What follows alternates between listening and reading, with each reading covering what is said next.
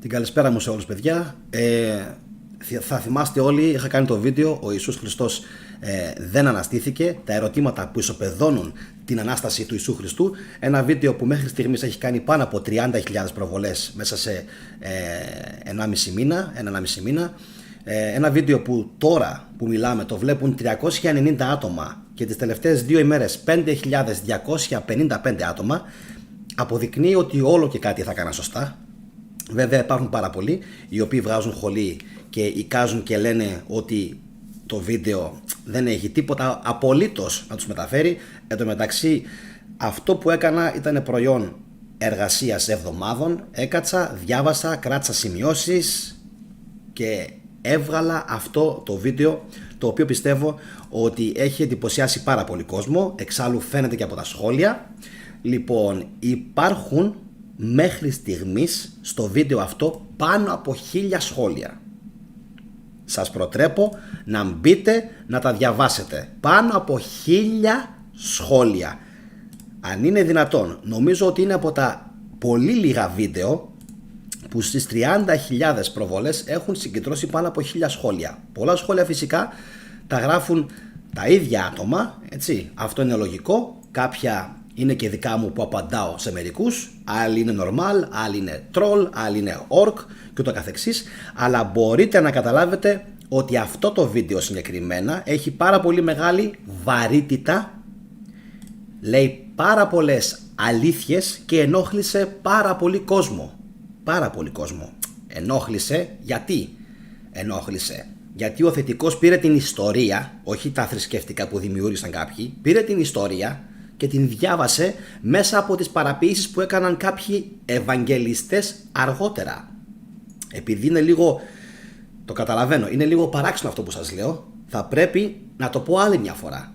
Πήρα και βρήκα την ιστορία, όχι μόνο εγώ και πάρα πολλοί άλλοι που έχουμε διαβάσει και έχουμε ασχοληθεί με τα Ευαγγέλια, και βρήκα τι ήταν η ιστορία και ποιο ήταν το εφεύρημα, το δημιούργημα που έπλασαν αργότερα επί Βυζαντινής αυτοκρατορίας, ας το πούμε έτσι, ανατολικής φυσικά ρωμαϊκής αυτοκρατορίας, οι χριστιανοί.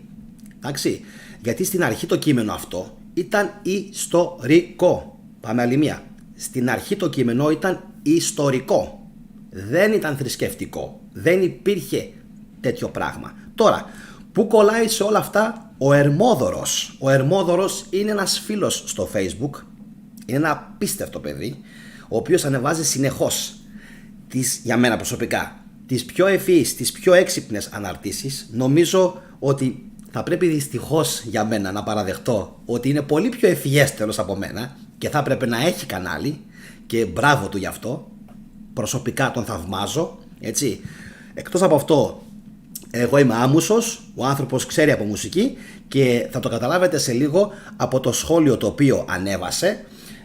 Εν τω μεταξύ, ο άνθρωπος του οποίου το σχόλιο διάβασα σήμερα το μεσημέρι στο βίντεο που έκανα, στάζει μέλι το στόμα των Ορθόδοξων Χριστιανών. Το έκανα σήμερα το μεσημέρι, παιδιά, αυτό το βίντεο.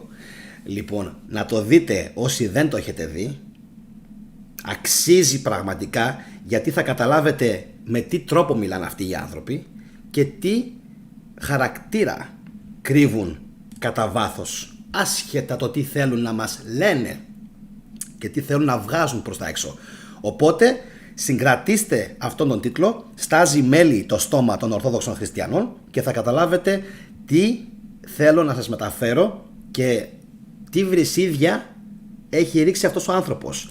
Τώρα, τα βρυσίδια αυτά δεν περιορίστηκαν μόνο σε μένα, αλλά από ό,τι βλέπω ο ίδιος τα ρίξε φυσικά και στον Ερμόδωρο, το οποίο φυσικά, όπως σας είπα, το όνομα δεν χρειάζεται καν να το αναφέρω.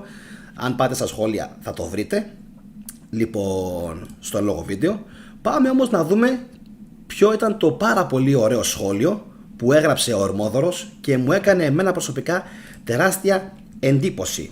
Και χαίρομαι πάρα πολύ, γιατί νιώθω ότι με τέτοια σχόλια που κάνουν άνθρωποι όπως ο Ερμόδωρος μου αποδεικνύουν και ότι υπάρχουν σκεπτόμενοι άνθρωποι στην Ελλάδα και ότι αυτό που κάνω φυσικά δεν πάει υπερπίστεως.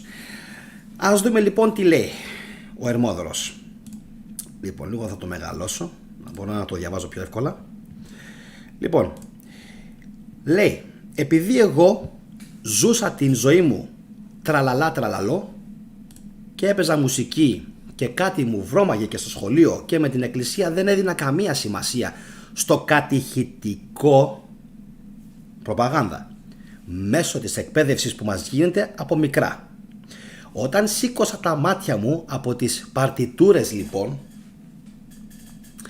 και άρχισα να ασχολούμαι με το τι γίνεται στον κόσμο, είδα τα πράγματα με έναν πυθαγόριο, καθαρό μουσικό τρόπο με τον οποίο οι πατέρες μας, όχι τις εκκλησίες, οι φιλόσοφοι εξηγούν το σύμπαν. Εκπαιδευόμουν στον πυθαγορισμό δηλαδή χωρίς να το καταλαβαίνω. Έπεσα με τα μούτρα από τότε στη φιλοσοφία. Ο χριστιανισμός δεν είναι, με κεφαλαία, τίποτα άλλο, το τονίζει, τίποτα άλλο. Λυπάμαι που θα το πω, αλλά έτσι είναι, παρά μια έκπτωση της πνευματικότητας των ανθρώπων. Στα τουρκικά θα λεγόταν αυτό γιαλαντζή. Εντάξει, ότι ο χριστιανισμός είναι μια γιαλαντζή έκδοση της ελληνικής πνευματικότητας. Κατασκευασμένη μάλιστα κατά τέτοιον τρόπο, ούτως ώστε να δημιουργεί μια νοητική παγίδα. Γεια σου Άλεα, θα θυμάστε, έχω αναφερθεί πάρα πολλές φορές σε αυτήν την νοητική παγίδα.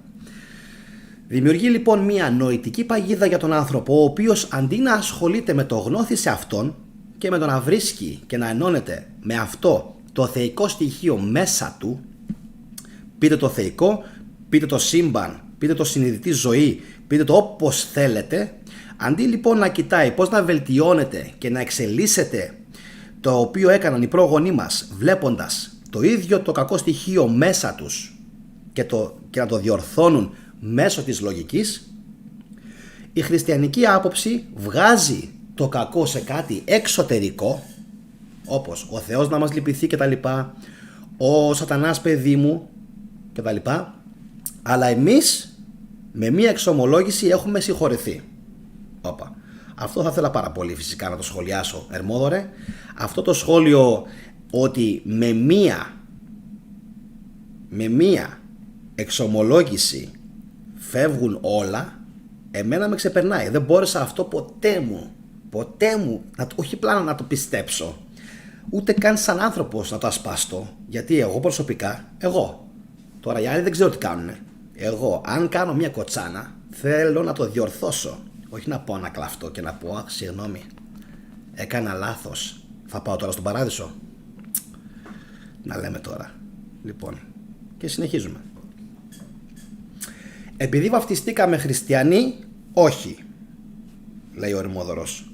Ο Ιησούς είναι ένα πειραγμένο φιλοσοφικό αρχέτυπο. Πειραγμένο φιλοσοφικό αρχέτυπο. Τίνος. Θα το πω εγώ τώρα. Δεν ξέρω αν το λέει πιο κάτω. Μακάρι να το λέει. Εγώ θα πω τίνος είναι το αρχέτυπο. Ξεκάθαρα πράγματα. Είναι το αρχέτυπο του Απολλώνιου του Τιανέα. Δεν χωράει σε αυτό αμφιβολία. Όπως η Αγία Κατερίνη πάτησαν πάνω στην Ιπατία και την δημιούργησαν εκ του μηδενός. Δεν υπάρχει Αγία Κατερίνη, να το ξέρετε. Είναι φανταστικό πρόσωπο. Δεν υπήρξε ποτέ πάνω στη γη κάποια κυρία η οποία ονομαζόταν Αγία Κατερίνη. Δεν υπήρξε. Δημιουργήθηκε 4 με 5 ή μέχρι και 6 αιώνες μετά την Ιπατία. Πρώτη φορά γράψανε για αυτήν κάπου στο 900 με 1000 μετά Χριστόν, για την Αγία Κατερίνη. Και πότε έζησε η Αγία Εκατερίνη? Θετικέ, υποτίθεται, μαντέψτε, τον 4ο αιώνα μετά Χριστόν. Ναι. Κι όμως έζησε τον 4ο αιώνα μετά Χριστόν και η πρώτη μαρτυρία που υπάρχει για αυτήν είναι μετά το 800-900. Δεν με πιστεύετε? Δείτε το βίντεό μου. Η Εκκλησία αντέγραψε την Ιπατία νομίζω το έχω ονομάσει, η Αγία Κατερίνη είναι φανταστικό πρόσωπο, ναι, και αντιγραφή της Ιππατίας. Εκεί θα πάθετε πλάκα, γιατί θα βρείτε όλες τις λεπτομέρειες πώς και τι έκαναν και πώς αντέγραψαν και πώς διαστρέβλωσαν το αρχέτυπο της Ιππατίας. Ερμόδωρε. Το αρχέτυπο το συγκεκριμένο είναι θαρώ όλοι οι Έλληνες φιλόσοφοι και φυσικά ο Απολλώνιος ο Τιανέας. Πάμε παρακάτω. Επίσης λέει ο Ερμόδωρος ότι είναι αντιγραφή του Διονύσου, συμφωνώ απόλυτα για τον Διόνυσο, Ιάμπελος, του Ηρακλέους, του Προμηθέα κτλ. Έκαναν τότε ακριβώς, με κεφαλαία, αυτό που κάνουν με τους υπολογιστές και τους ιούς. Δηλαδή, παρουσίασαν ένα κακόβουλο λογισμικό ως καλόβουλο, το οποίο εγκαθιδρύθηκε στον υπολογιστή άνθρωπο, το μυαλό μας δηλαδή, και άρχισε να το διαφθείρει σταδιακά χωρίς ο άνθρωπος να το καταλαβαίνει.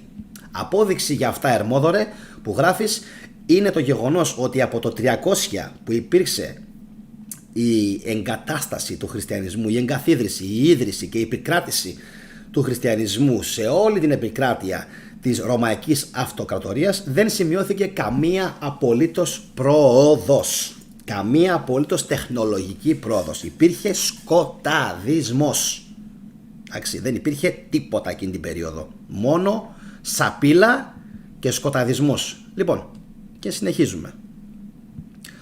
Ο μέσος χριστιανός δεν μπορεί καν να ελέγξει τις σκέψεις του. Δεν μπορεί να διακρίνει αν αυτό που κάνει είναι καλό ή κακό. Δεν μπορεί να διακρίνει αν αυτό που ψηφίζει είναι καλό ή κακό. Παρασύρεται από το κάθε τι. Έχει απομακρυνθεί από την φύση και συμπεριφέρεται λες και τα πάντα είναι κτήση του. Τα ζώα, λέει, μας τα έδωσε ο Θεός για να τρώμε ζαμπόν και να κάνουμε θυσία ολόκληρα αρνιά στον Ιαχβέ. Ξυπνήστε και δείτε τα πράγματα για αυτό που είναι.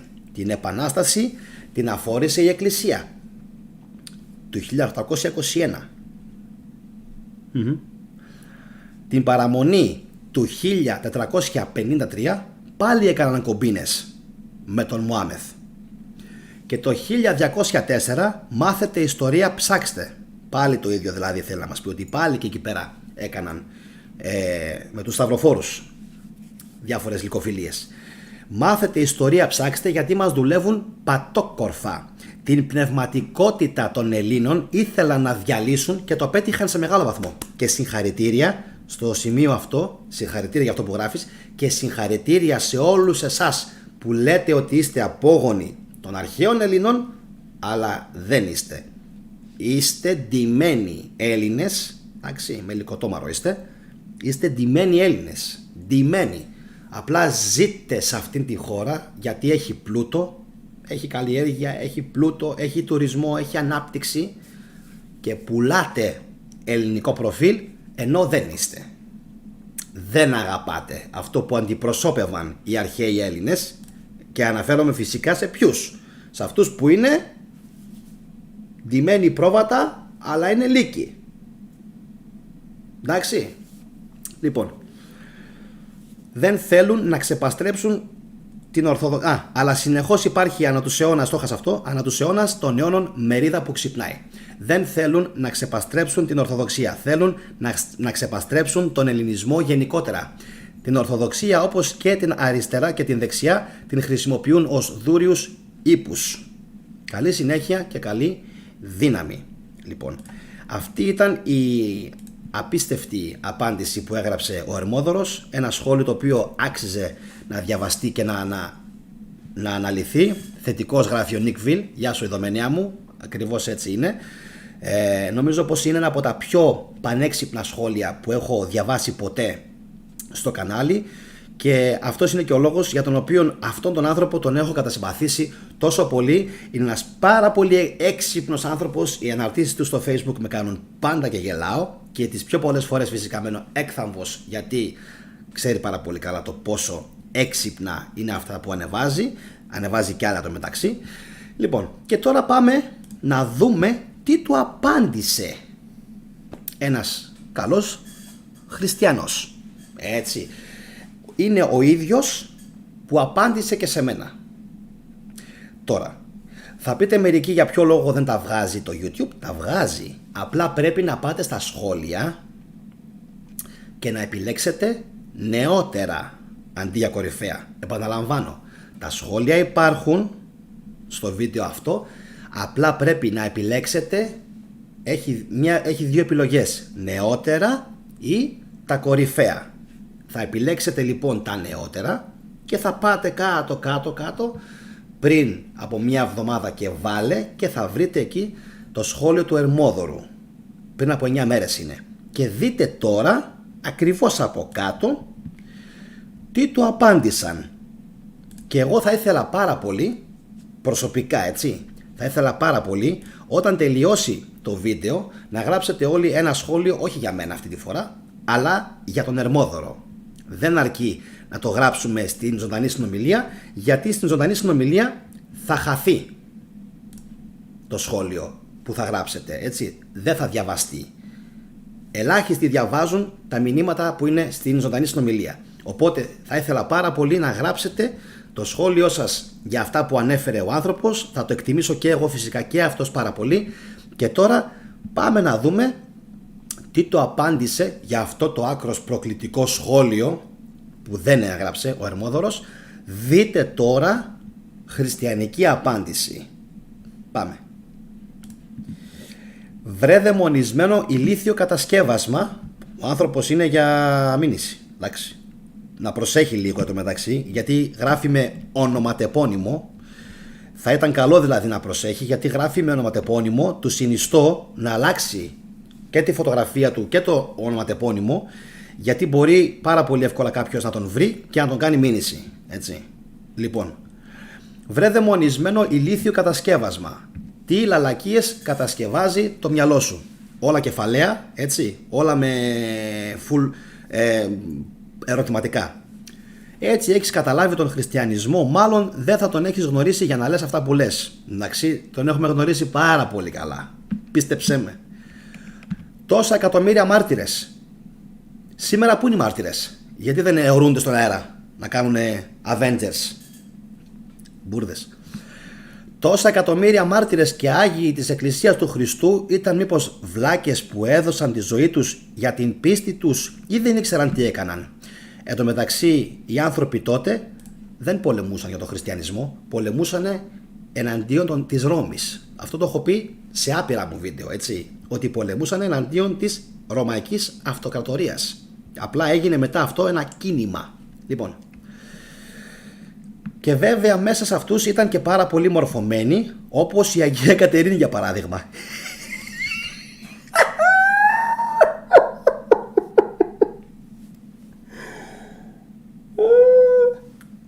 Τι ήθελα και το είπα, ότι η Αγία Κατερίνη είναι φανταστικό πρόσωπο. Τι ήθελα και το είπα. Το ήξερα? Όχι. Πρώτη φορά είναι που διαβάζω το σχόλιο, να ξέρετε. Λοιπόν, πάμε παρακάτω. Τρομερή η Αγία Κατερίνη. Τι έκανε αυτή? Για να δούμε τι λέει. Ότι έκανε. Ο Άγιος Βασίλειος είχε σπουδάσει όλα τα γράμματα και τις επιστήμες της εποχής του. Είχε έρθει και στην Αθήνα, σπούδασε και τα ελληνικά γράμματα και μετά μας έβριζε. Μάγκας. Η γνώμη του σοφού Εράσμου θα σε διαψεύσει. Όσο για την ιστορία, μόνον ένας την χώρισε στη μέση, και αυτό γιατί ήταν θεάνθρωπος. Για άλλο λόγο τη χώρισαν στη μέση, αλλά αυτό δεν θα το μάθεις ποτέ εσύ. Λοιπόν, που είμαστε, γιατί δεν μπορεί. Ο φίλος ο Πυθαγόρας και τόσοι άλλοι σοφοί και μύστες, γιατί δεν μπόρεσαν? Δείτε ηρωνία, ηρωνία. Δείτε ηρωνία. Αυτοί τώρα είναι Έλληνες και αγαπάνε την Ελλάδα. Είναι άνθρωποι οι οποίοι αγαπάνε την Ελλάδα τώρα αυτοί. Εντάξει, αυτό προσέξτε το. Λοιπόν, να σου πω εγώ το γιατί. Γιατί ήταν μόνο άνθρωποι. Ενώ ο άλλος ήταν θεάνθρωπος, έτσι, ο άλλος πετούσε, έκανε ζογλερικά στον αέρα. Και σαν συνέπεια δεν είχαν την δύναμη του Θεού. Ο Θεός είναι ρατσιστής, αλλού δίνει, αλλού δεν δίνει. Αλλού δίνει, αλλού δεν δίνει. Σου συνιστώ λοιπόν να το πάρεις αλλιώς, όσο έχεις τον χρόνο, αλλιώς ξέρεις εσύ τι έρχεται, και να σταματήσεις να ακούς και να επηρεάζεσαι από τον πι αλφα ρο αλφα, με είπε. αρχαιολάτρη, νεοπαγανιστή, ειδωλολάτρη, γιατί θα σε πάρει στο λαιμό του.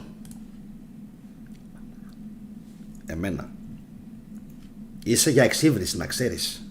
Είσαι για δικαστήριο. Το αποθηκεύω και αυτό. Λοιπόν, εύχομαι ο Θεός να σε φωτίσει και να σε βοηθήσει να τον γνωρίσεις. Σου ζητώ συγγνώμη για τα κοσμητικά επίθετα που χρησιμοποίησα απέναντί σου και σου υπόσχομαι πως θα προσεύχομαι για σένα. Ακριβώς το ίδιο που έκανε και σε μένα. Αφού με μπενιλίκωσε πρώτα και έγραψε ένα τέτοιο το μεσημέρι, μετά γράφει κιόλας: είμαι καλός και θα προσευχηθώ για σένα για να πας στον παράδεισο. Λοιπόν, ακούστε εδώ. Υπάρχει λόγος που αυτό το βίντεο που βλέπετε τώρα πάνω έχει πονέσει πάρα πολύ κόσμο. Πάρα πολύ κόσμο. Το βλέπετε? 5.099 προβολές σε 2 ημέρες. Είναι από τα βίντεο τα οποία αναμένεται στον κλάδο τους, έτσι, σε αυτό που αναφέρονται. Δεν μιλάμε για άλλα βίντεο που έχουν εκατομμύρια views και είναι τραγούδια και ξέρω εγώ τι. Λοιπόν, είναι ένα βίντεο το οποίο σε αυτό που κάνουμε στο YouTube αναμένεται, και είμαι πάρα πολύ σίγουρος για αυτό που λέω, δεν το λέω έτσι, να σπάσει κάθε ρεκόρ. Και δεν το λέω επειδή το έκανα εγώ, όχι.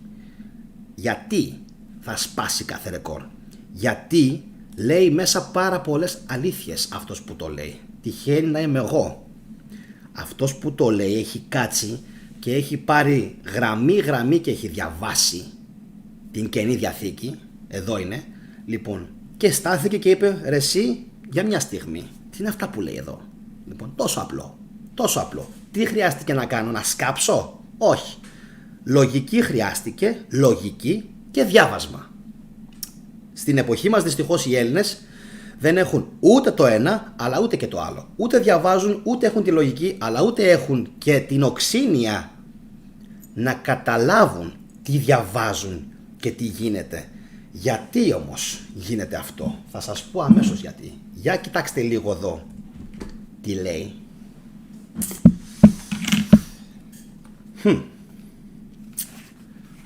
Η Καινή Διαθήκη, δόξα τω Θεώ, λέει, δεν είναι γιαχωβάδικη. Λοιπόν, τι λέει, βλέπετε τι λέει?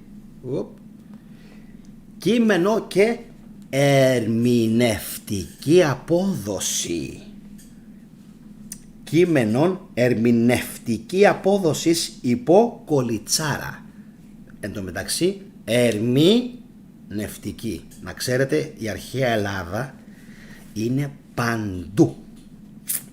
Εντάξει, ερμητικά, σφραγισμένο, μυστικό, και ο Ερμής και η ερμηνεία και ούτω καθεξής. Λοιπόν, όσο και να την πολεμάτε την Ελλάδα, στην γλώσσα είναι ζωντανή η αρχαία Ελλάδα, στην γλώσσα. Λοιπόν, γιατί χρειάζεται η Καινή Διαθήκη, πιστεύετε, ερμηνευτική απόδοση? Ξέρετε γιατί? Γιατί πιστεύετε ότι χρειάζεται ερμηνευτική απόδοση? Γιατί? Για να σας πούν τι πρέπει να πιστέψετε και για να σας πούν επίσης τι γράφει μέσα. Πολύ βασικό αυτό, Και πού να διαβάζατε, να διαβάζαμε το εβραϊκό πρωτότυπο.